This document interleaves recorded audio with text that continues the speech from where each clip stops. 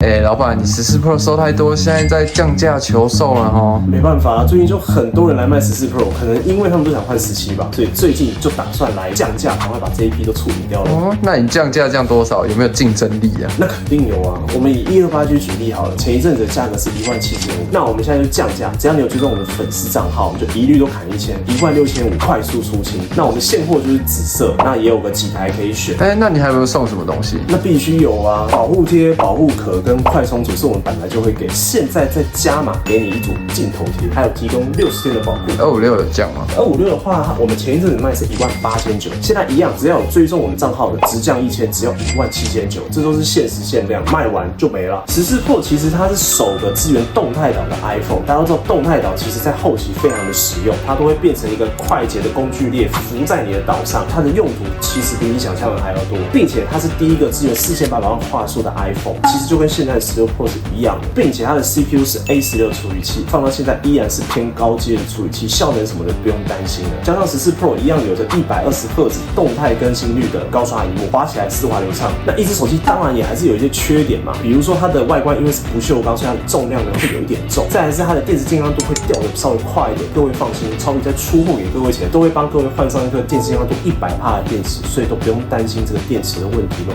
但也蛮多人在13 Pro 跟14 Pro 中间考虑的，你觉得嘞？如果你现在预算有到14 Pro， 那直上肯定不会后悔。毕竟14 Pro 再怎么样，一定还是比13 Pro 各方面都要来得更优秀一点。那价差大概多少？我们都以256G 来举例，他们的差价大概将近有4000块钱左右，所以一切就看你的荷包喽。如果是你会选择更便宜的13 Pro， 还是选择更顶级的14 Pro 呢？底下留言区说说你的看法吧。